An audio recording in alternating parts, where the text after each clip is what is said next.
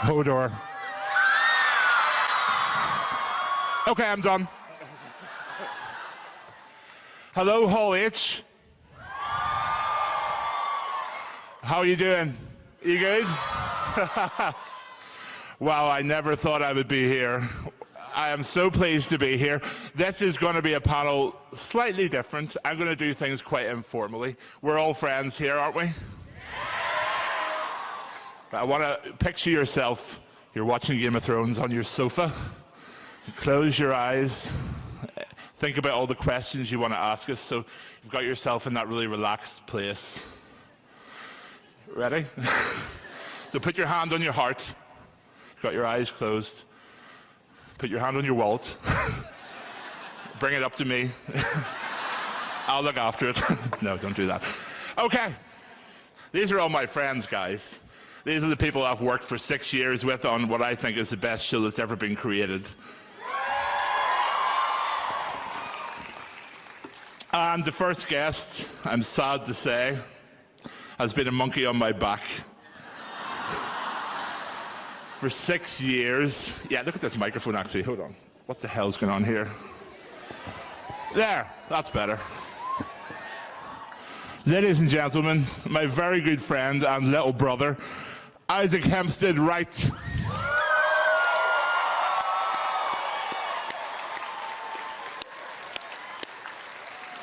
Ladies and gentlemen, John Bradley.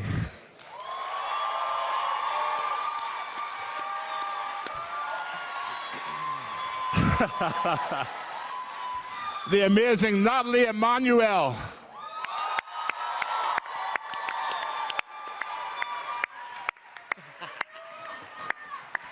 Liam Cunningham.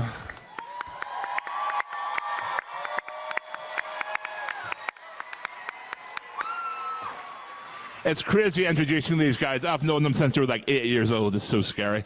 Sophie Turner.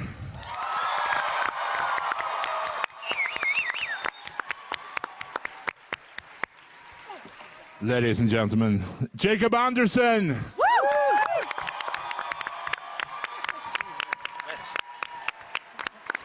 My fellow countryman, Conleth Hill.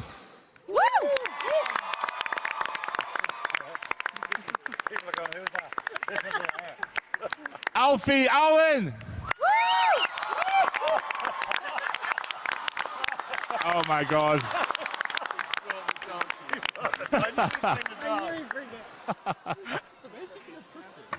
Ladies and gentlemen, Gwendolyn Christie.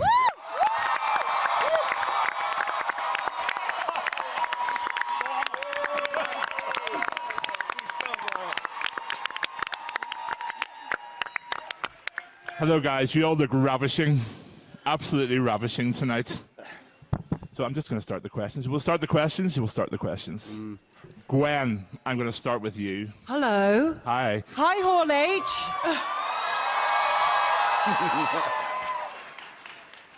Okay, we have seen Tormund make a play for Brienne. Yeah, I actually have a theory that I think Brienne and Hodor would make a really good couple. I've always held a candle for that. A very small one. A very small one. Okay, we have seen Tormund make a play for Brienne, who seems to be rebuffing his advances. Do you think she secretly enjoys being appreciated as a woman and a warrior? Good question. Well, I think it's really, what I love about Brienne of Tarth is that I don't think that at the foremost of her consciousness is a value system that's based on how men appreciate her. But, I mean, who doesn't like being appreciated as both, really? But I don't think that's really what she's invested in at all. I think she's finding it incredibly awkward. But underneath any awkwardness is always that potential secret enjoyment. What do you all think? Does she like it? Or does she like someone else? Oh, hello. Wow. Who? Spell out. What are you saying? Okay. Wow. Oh, Jamie, yeah. What? Alfie. Which one's They're that? saying you love Jamie. Firstly, what do you call your dog? What's the name of the dog? Her name is Abby. That is the cutest thing I've ever seen in my life. Seriously. I really want it. What was it like for you to return to the character of Theon after such a torturous run as Reek? I'd say it was definitely a challenge. I'd say that he wasn't really kind of stepping into the Theon that he was before he was turned into Reek. But yeah, he's just he's had definitely a crazy arc of many of the characters on the show. His has been one of the craziest, but it's just been enjoyable, you know, to be able to find empathy for a character such as him. Amazing. Thank you, Alfie. Conleth. We have never actually had an opportunity to act together, which is terrible. Many of your fellow cast cite how difficult it can be to keep from laughing while filming with you. Do you purposefully make them laugh? No. And is there an actor who makes you laugh? They all make me laugh. And sometimes they know it, but mostly they don't. But Dinklage would make me laugh a lot. Yeah. Yeah. There's some pretty funny people in the cast, that's for sure. Not you. You're awful. Jacob. Hello. Hi. That's not how I speak. I don't know. Hello. Hello. Is it true that we've seen Grey Worm being a bit flirtatious with Missandei? And do you see a future for them? Yeah, I mean, I think there's things firing between them. There's chemistry, right? Oh yeah. I think. Oh, yeah. I want those kids to be happy. I want them to find happiness with each other. Everything's so sad. It's never going to happen, man. Nothing's ever going to be happy, you know that, don't you? Seriously. But do you think Daenerys would approve of that relationship? Yeah. Yeah. I mean, she'd do the wedding. She'd like, well, you don't call a wedding, do you? It's not bingo. But yeah, I think she'd be involved. Yeah. Awesome. Not involved, just. Oh, okay. That's a completely different show. Okay. I think you would all watch it, though, wouldn't you? Totally. Sophie. Hi. Hello. Hello.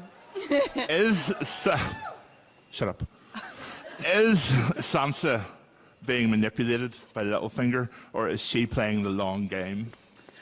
Good question. Yeah. I think initially, you know, there was definite manipulation on Littlefinger's part, but, you know, as Sansa has grown and been, you know, a prisoner by all of these master manipulators, especially Littlefinger, she's been silently absorbing and learning and adapting. And in my opinion, she's just as good at playing the game as he is at this point. Thanks, guys. I love it. Liam. Hello.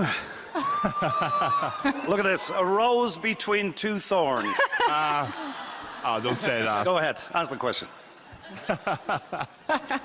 At the end of last season, Davos found out about I can't even read this. I really need to wear my glasses. Melisandre's part in Shireen's death. Jon Snow banished her from the north, and Davos said he would kill her if she ever returned. Do you think he would? And does he have it in him to murder someone in cold blood? I think that's a good question. I don't think he's the vindictive type. I think if he was on the road, taking a long weekend somewhere, and in the opposite direction, he saw a lady in a red cape approaching, I think there's a good chance he'd whip out a Glock and pop a couple of caps in her ass. But I don't think he'd hunt her down. I don't think he'd do an Arya. I don't think he's got a list. But I definitely think he'd put her in a shallow grave somewhere if no one was going to find out. God. No, that's just me. Can you just quickly show us how you'd hold a Glock? Yeah, I had a sideways man like in a hood. Yes!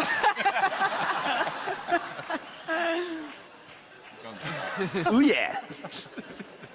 I love it. Natalie. Hi. Hello. There was a great scene with Tyrion and Grey Worm last season when Tyrion was exhorting you both to drink.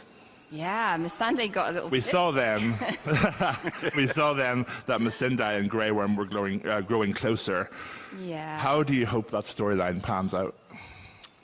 I feel quite similarly to Jacob. I'm like, I want these guys to be happy and, you know, just stay together. I think they've come through so much atrocity. Yeah. So to see them laugh together and like feel something for another person is so beautiful, and I've really enjoyed portraying that journey.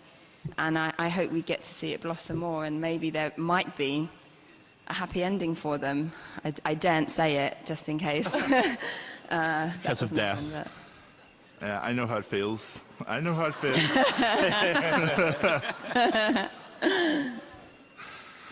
John. Hello. Hello.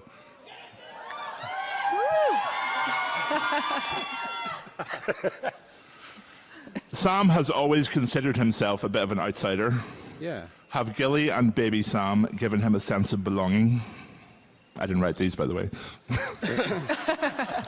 He's absolutely always been an outsider. He was an outsider from the day he was born at home because his father considered him to be such a disappointment and treated him with such contempt. Then he was removed to Castle Black, where he was an outsider again. And then he said, well, the one place I can be really accepted is the Citadel. That's the one place I can go where my passions and interests aren't treated with scorn and contempt. They're the place where is a place where people have an understanding and appreciation of knowledge, and this is going to be the place where I feel accepted for the first time in my life. Gets there is just as much as an outsider there as he is anywhere else, because they make him do all those jobs that you saw him doing, and it's interesting that people say, how is him being at the Citadel going to affect his relationship with Gilly, given the fact that they've grown so close over the years. But that was when Sam didn't have thousands and thousands of books as a distraction from his relationship. So I think that as time has gone on, Sam has worked out, as a lot of people work out in relationships, that your kind of sphere of interest shrinks. And you no longer want to be necessarily accepted by a wider world or even a wider community, because you know what's important. And important is being loved by 2 people rather than accepted by hundreds. Yeah. Good answer, man. This is a very important question. Do you miss me? No. Yeah, of course I do. No, it's been so empty without you on set this year. Such a liar. Seriously. It's making me say this. Help me. No. Miss you. Okay, this actually is a question which, you know, as a fan of the show, and I've been there for 6 years, what the hell's name is that three-eyed raven about? The three-eyed raven. What the hell is that about? Well, I want an in-depth an analysis. like a Wikipedia page. What's interesting about the three-eyed raven is he's one of the sort of few fragments that remain of the old Westeros, of the ancient kind of magical, mystical side of it. So what exactly his purpose is, I don't think has been revealed yet, but clearly it's something important. There's been the Night King appears to be his sworn enemy, so he must have some important role to play. So for Bran this season especially, it's quite exciting that he is now the three-eyed raven. And So you don't know them? no, I don't. Yeah, that's my rambling way of saying that. Yeah, okay. That's very, very informative. Thank you. Right, this is for everybody. And I'm going to start right back down at the end with Gwendolyn. I like this question. If you ended up on the Iron Throne, what would be the first law you would pass? Oh, no. What would be the first law I would pass? That women could be knights. Yeah. Make a nice change. Same question to you, Alfie. I would say the brotherhood that Beric Dondarrion is part of be made allowed throughout the land, so everyone can come back to life. That works for me. Conleth. That Comic-Cons are free.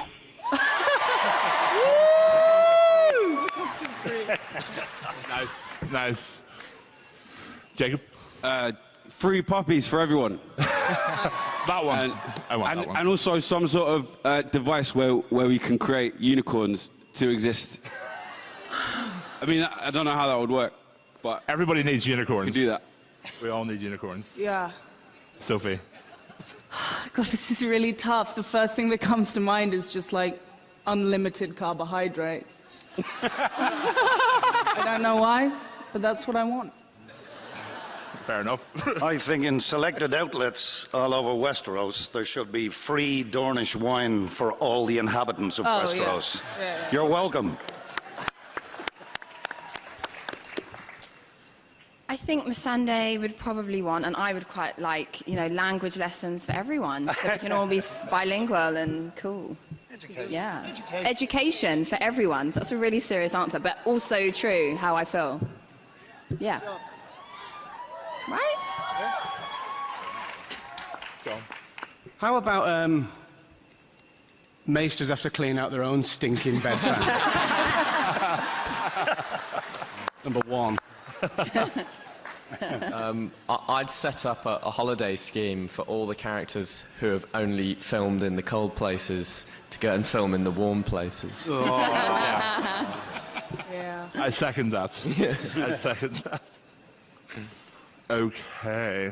Moving back to the individual questions. Oh, what about me? Yeah. Okay.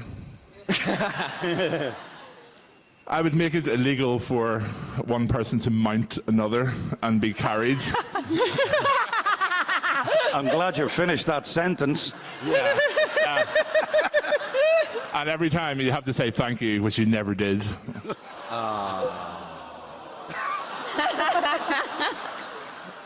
It's not true. It's not true. Yeah, okay, it is.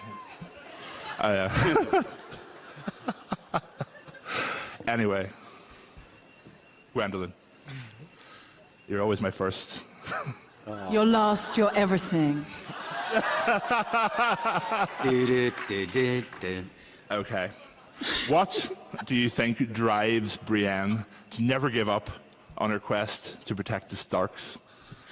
I think that the relationship between Brienne and Catelyn Stark was a moment where Brienne realized strength in another woman. I remember quite fervently that line, to Catelyn Stark, you have strength, not a man's strength, but a woman's strength. And I think it was that realization that Brienne didn't have to force herself into a mold of masculinity. She didn't have to take the path of men before her in order to be taken seriously or to do good. That she could be propelled by her own intuitive sense of what was right in terms of a moral compass. And I think that there's something very beautiful about the way she's projected that into the future, that it doesn't matter if someone lives or dies, that goes into that person's daughters. And it is significant that they are her daughters, to return the Stark girls home. And in her own way, I think that Brienne feels that even if it's one small thing for one person or two people, that's going to perpetuate a sense of good, which maybe subconsciously creates a greater sense of equality. And that's what I think is driving her. She's connecting to an idea that's greater than herself. Wow.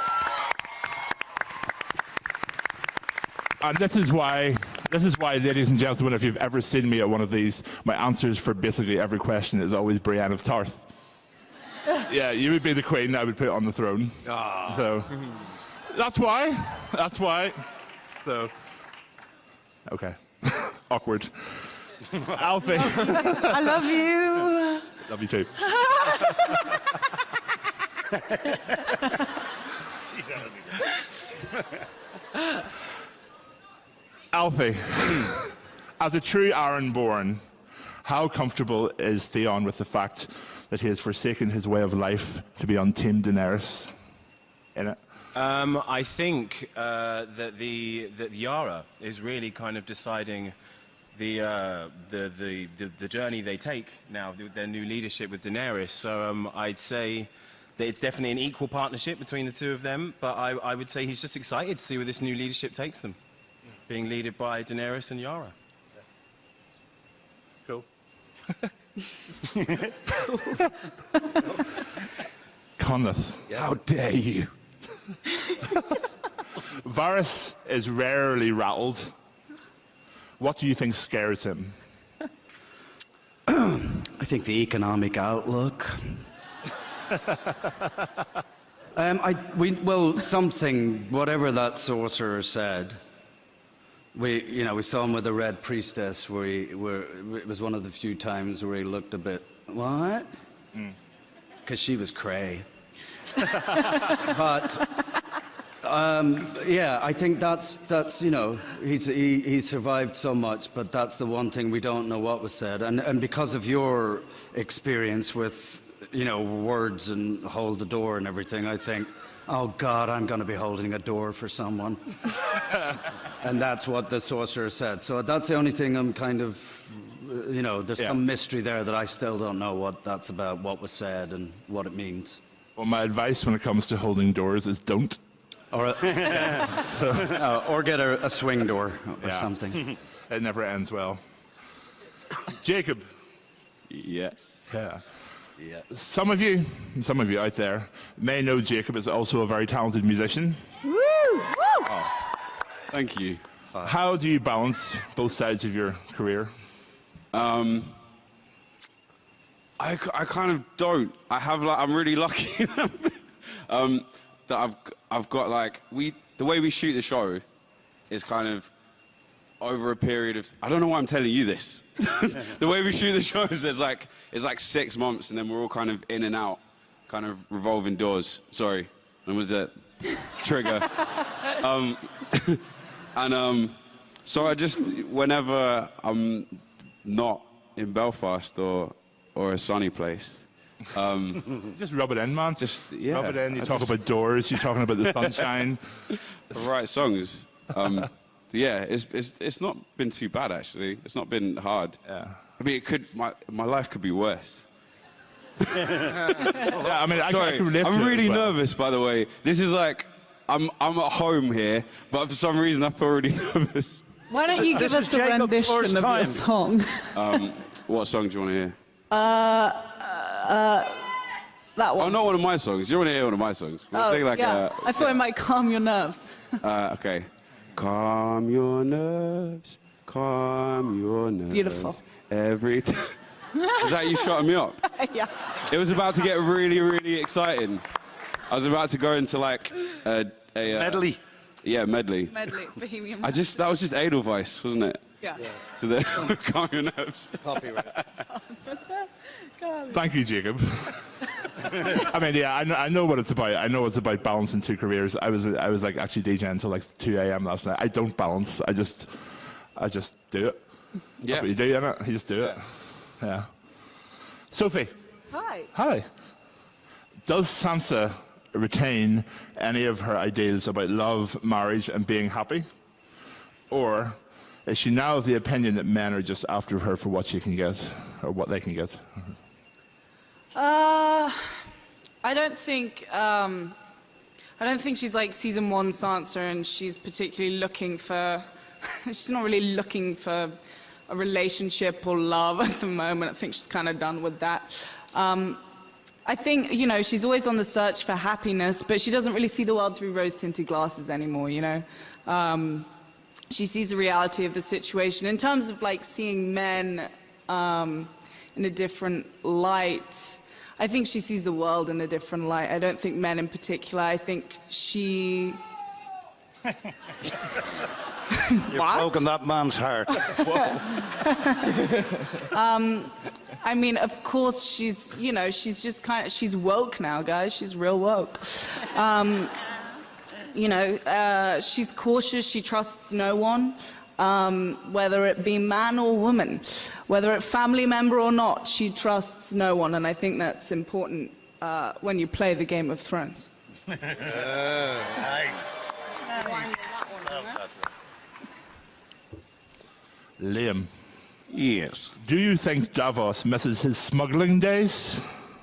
When life was simpler and he is able to live by his wits? Yeah, and that's a kind of an interesting question, because him being promoted from small-time criminal to being sucked into this web, this game, there's very little room. I think it reflects real life. When people end up in powerful positions, you can't have a simple life anymore. It's very difficult to be just happy. You're playing games, you're paranoid, who's out the gate, the whole thing. But I think he feels he has a responsibility to be there to try and keep whoever it may be on the right track, because he's decent and he's loyal, and he doesn't have that addiction for this horrible drug that is power. So his head is a little bit clearer than some. But I do like the guy's.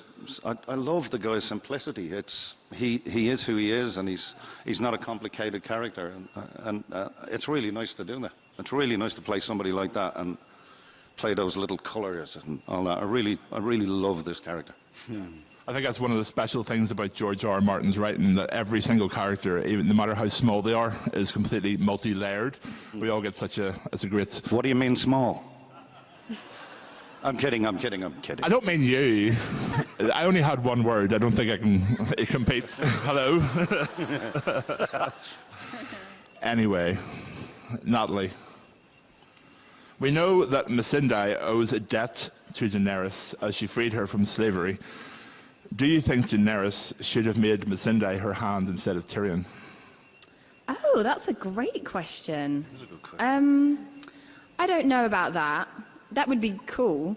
I'd love to play that. But I think, Tyrion knows the enemy. He is much more experienced with being a hand. And that sort of political landscape. I think Missandei has come from a completely different world. She's been dealing with a completely different set of dangers, but this sort of strategizing and negotiating this very cutthroat world all of a sudden is so new. So I think Tyrion is probably the better candidate for hand, and I fully support him in that role. Although it would be super cool to be hand to your bestie, it's like girl power, double team, it'd be really fun. I think he would have made an awesome hand, actually. Oh, well, thank you. TBH. Thank you. Yeah. I appreciate it. John. Mm-hmm. When Samwell was a member of the Night's Watch, Jon Snow was his constant protector. Yeah. How much of an influence do you think Jon still has over him? And how much does Samwell want to please Jon? Sam,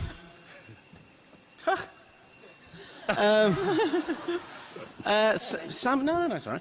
Sam arrived at Castle Black completely bereft of any positive male role model in his life. And indeed, the positive female role model that he had been very cruelly taken away from him. So what he found in Jon Snow in that moment was everything he possibly needed, all kind of wrapped up in one person. He was a big brother. He was a father figure. He was a confidant. He was a best friend. He was all of these things. And Sam knew what it was like to be saved by somebody. Knew what it was like to be saved by Jon Snow, and knew what it was like to have somebody take the burden of you on their shoulders. And when he found Gilly, he found somebody in even more kind of emotional dire straits than he was, who had a life of systematic sexual abuse laid out in front of her, and the worst possible life you can imagine. So he knew what it was like to be saved at that point. So he wanted to do that for somebody else. He wanted to save this girl and her son because he knows how important that can be. It was like Jon handed the baton on to Sam. And Jon Snow was kind of everything to Sam, and now they've gone on their separate paths because Sam wants to please him so much, because he wants to fight the same battle as Jon Snow. He wants to stand shoulder to shoulder with Jon Snow in the Great War, but he knows that he can't do that on the battlefield. He knows that he has to do that using his very unique set of skills, which is academia and learning and applying knowledge. The Citadel is his battlefield. And so Jon sent him there, and now he has the responsibility to make Jon's faith in him justified and get Jon results. He knows it's a race against time. He needs to get in there, find out whatever piece of information he needs to find out, get back up to the north and give it to Jon Snow. That's what he feels that responsibility all the time. He knows he's got a huge debt to repay to Jon, and he feels that very strongly, and fingers crossed he does just that, right? Yeah.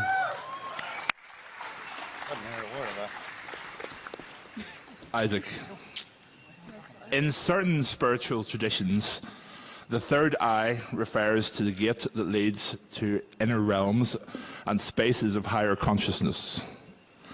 Do you think that applies to the three-eyed raven? It's all about the raven. I think in many ways it does, because I've always said that if I could have any superpower, it would be to be all-knowing, and that's exactly what Bran is now. He's learnt with the original three-eyed raven, and now he has access to like this vast encyclopedia of all of history. And not only can he just read someone's perspective of it, he can actually exist there in that time and watch it happen. So if that's not one of the deepest and most interesting realms there is, then I'm not sure what is. Cool. All right. Thank you, Isaac. Okay, before I open the floor for questions from you guys, I'm going to ask another few questions of the group. This is obviously very important, this question. Gwendolyn, if there were one character, Hodor, that you wish hadn't been killed, Hodor, who would it be, Hodor?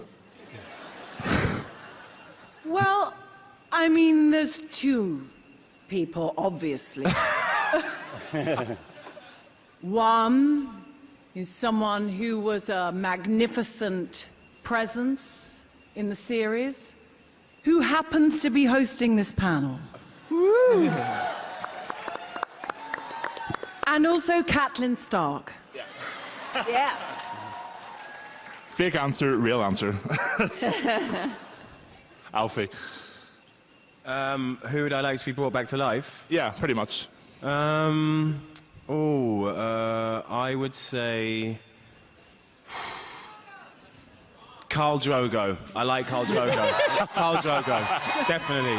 Khal Drogo. Khal Drogo. Conleth? Catelyn, and you. Oh, you have to say that. Don't say that. Okay, not you.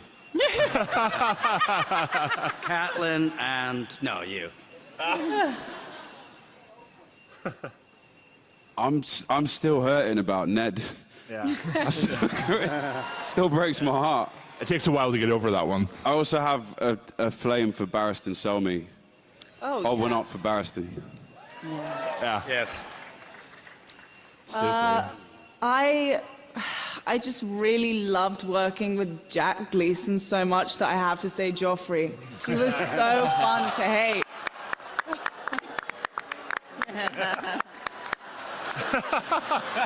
Wow. He was such a good husband. Very generous man. Who did you? Yeah, I have no choice. I have to say my baby girl, Shireen. Oh. That still hurts.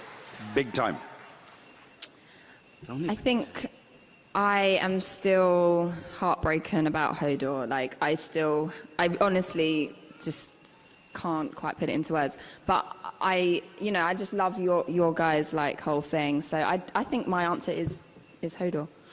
Thank you. Like, genuinely. Yeah, girl. Yeah, two answers again. First and foremost, the legitimate answer is Robb Stark. Yeah. And the second answer is, if there's one character that I wish they hadn't killed, it'd be Jon Snow, just to save us having to talk about it every 5 minutes for a year. I know. Yeah, definitely. Yeah, that whole year was pretty bad, right? That was a pretty crummy year. Yeah, that was pretty rough.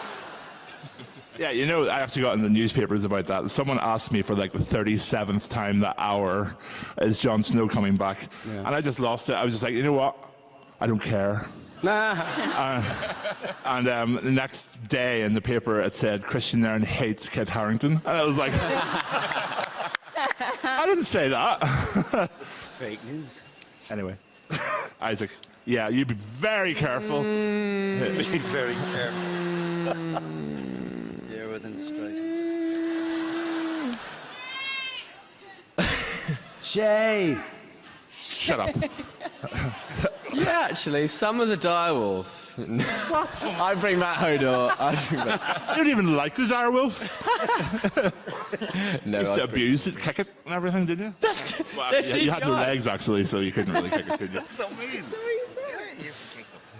Thank you, Isaac, for your vote of confidence. Okay, I think we've got time for one more group question you'll all be glad to hear. Gwendolyn. Actually, I'm going to shake this up. I'm going to mix this up. Sophie. Thank the Lord. Because you're looking at me.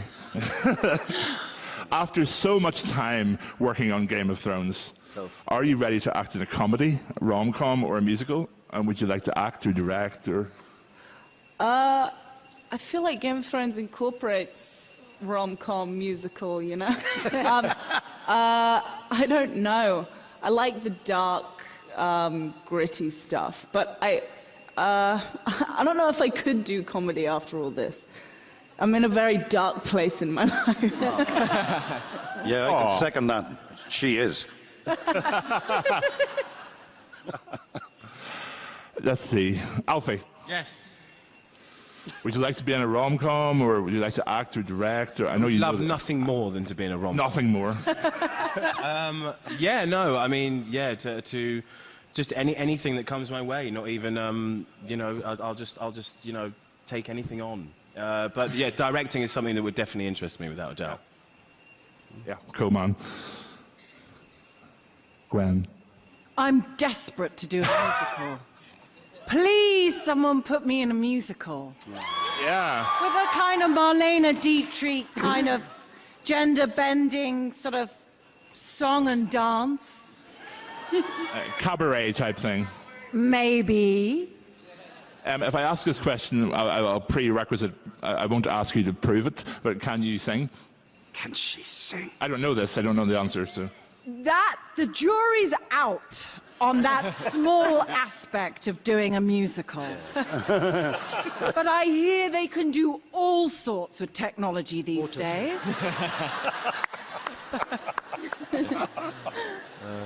It's called miming. Okay. Isaac. I'd like to be in Game of Thrones, the comedy rom-com musical. Oh, wow. I think How would that go?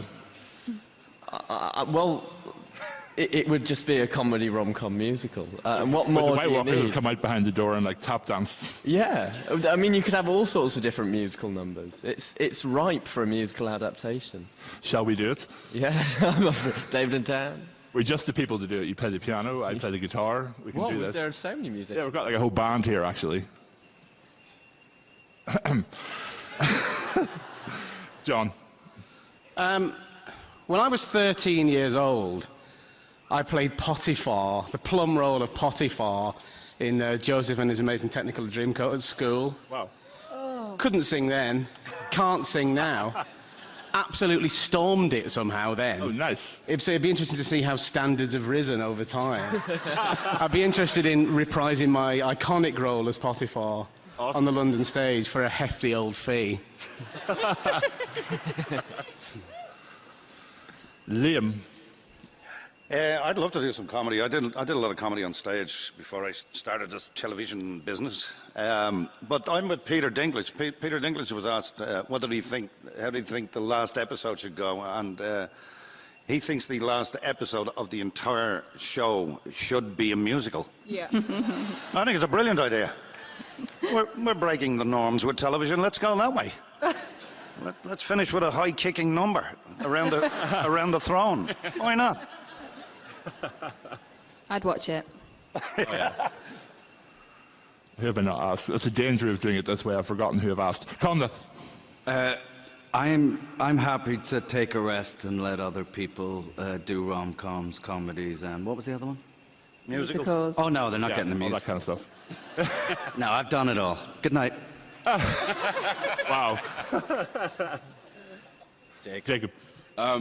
Yeah, I want to make films, but That wasn't an option. Rom-com, comedy. Or no, but you also said. Do you want me to read it again for you? Okay, I'll read it again. I'm like super greedy. I want to do everything. Yeah, this is quite a hard show to follow. Like, what do you do? I'm a like master spearsman now. That's hard. So I just want to do like hard things. So I guess like a comedy or a rom-com would be quite hard. I do want to, because there's talk of spin-offs of the show. I just want to put my hat in the ring now and just say, I really like the idea. I've been talking to Daniel Portman, who plays Pod, and we've been talking about a sort of sidequel to the show where Grey Worm and Pod and maybe Dario Naharis. A cyborg? Sidequel. Oh. It's like, so when you're not seeing... Side porn? But you get like cameos, like Brienne would come in and be like... Okay, as a cyborg? As a cyborg, I yeah, want that. Sure, Okay, sure. yeah. But it would Let's be go with the set in cyborg space. version. I want the cyborg version. The Borg invade Westeros. Could we do that, please? Actually, I can announce that the HBO spin-off has already been decided. It's going to be called Better Call Davos. You're welcome. And good night. Natalie. Yeah, I'm sort of open to all things. I don't like to be absolutist about anything. Like, I don't want to do this, I don't want to do that, because you never know what comes into your, email inbox. You're like, oh, that's a good script, or that'd be a fun thing to do. I actually started off doing musicals, so I am so open to doing a musical. Whether I can sing as well as I should, I mean, but I'd give it a go. And, other stuff, like, I've already sort of attempting to write things, and I'd love to be behind the camera too, so I'm sort of just like going with the flow. Thank you so much for coming, guys. It's been an honor to be a part of this show for the last 6 years. And thank you to my friends out there, and thank you to my friends here. Isaac Hampstead Wright, John Bradley, Natalie Emanuel, Liam Cunningham, Sophie Turner, Jacob Anderson, Conleth Hill, Alfie Allen, and Gwendolyn Christie. And Christian Thank you very much, guys.